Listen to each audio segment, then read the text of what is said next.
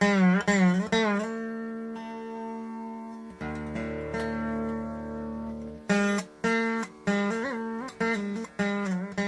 Buddha once said, "It is essential that the Sangha should come together for the purpose of collectively reciting the Dhamma precisely as I have taught it." Both the literature of their religion and the meaning behind it is of great importance to the traditional Buddhist monks, and at all 6 Buddhist councils, beginning with the first, the entire Sangha attendance has, in chorus, recited the Buddhist doctrine in its entirety. The teachings of the Buddha have been handed down through the generations and are found in 3 baskets of literature known as the Tripitaka. The first basket, known as the Sutra Pitaka, contains all of the Buddha's discourses.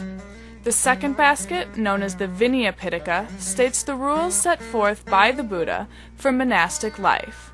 And the third book, the Abhidharma Pitaka, which was most likely written later than the other 2 scriptures, discusses the Buddha's discourses on his philosophy and his theories on higher learning. The Buddhist doctrines have a long oral tradition in that all of the Buddha's lectures were remembered by his monks. These doctrines were then passed down word for word through the generations, usually by arhants, or worthy ones, who had freed themselves from passion. Because of this freedom, the arhants were capable of precisely remembering large volumes of work, preserving the Buddha's teachings exactly as he had spoken them. The procedure for reading these doctrines, as set forth during the first council, goes as such. The teachings are always recited once by an elder and then chanted back by the assembly.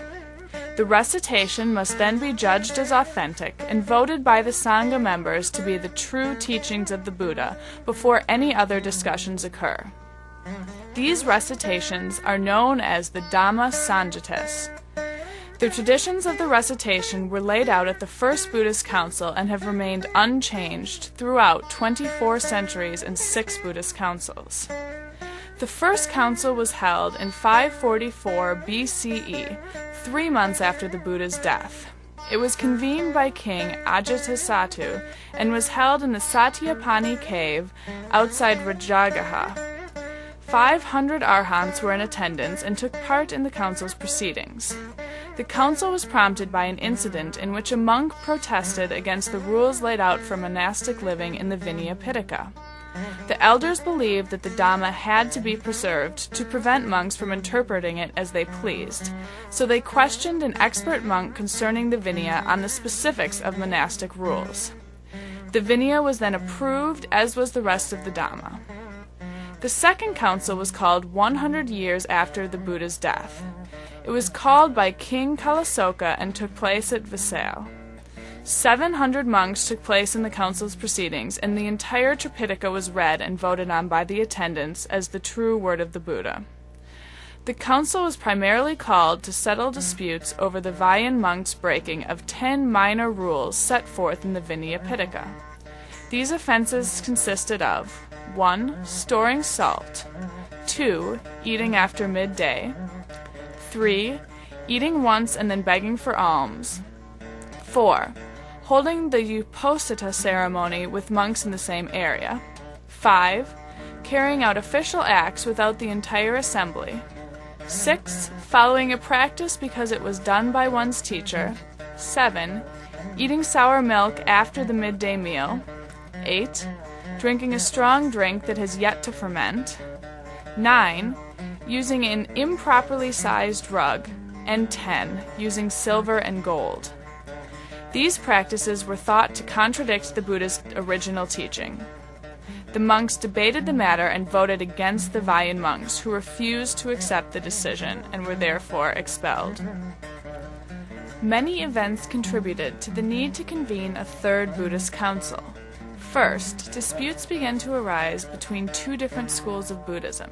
The first of the schools, the Sarvastivada, translated meaning proclaiming that all exists, was an early school of Buddhism which believed that the Dharmas existed in all 3 times, the past, present, and future, simultaneously. The basic idea of the Sarvastivada was to regard the universe and everything in it as reducible into many indivisible substances of existence. The The second of the schools was the Vibhajivada, translated meaning analysis and discussion.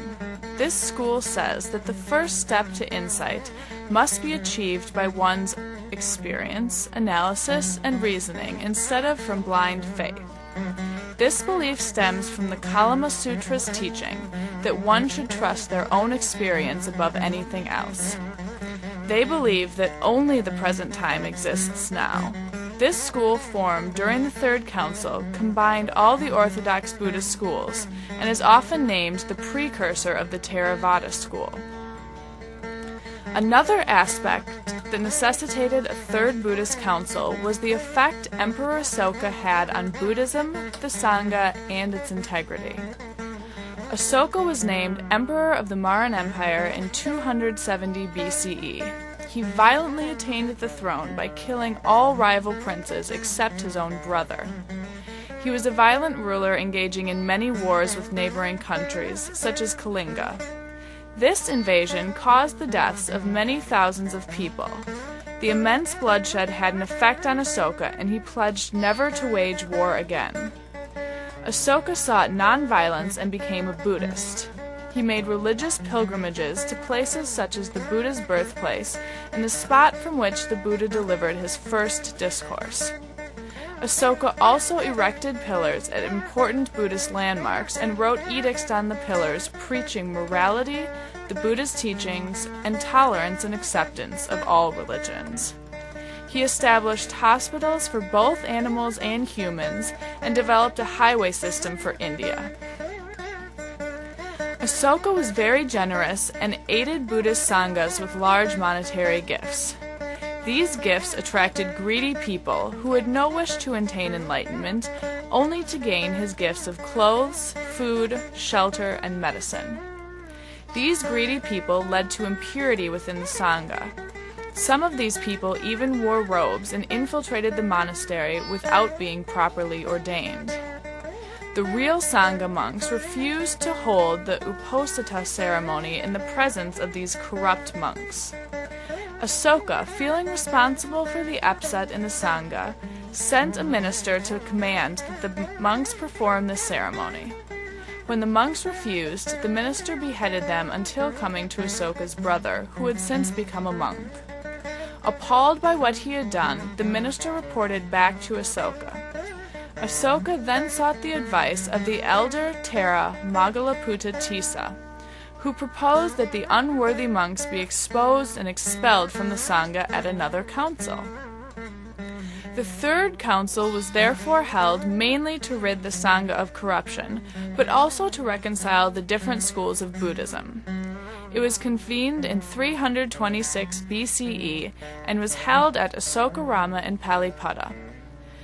The council was attended by 1,000 Sangha members and was presided over by the elder monk Magalaputta Tissa.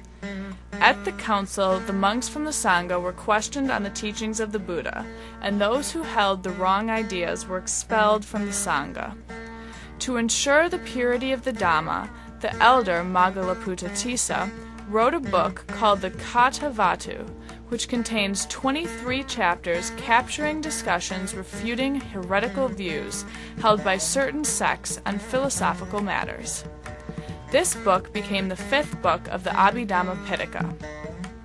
The third council also marked the split of the Vibhajivada and Sarvastivada schools and the expulsion of the Sarvastivada doctrine.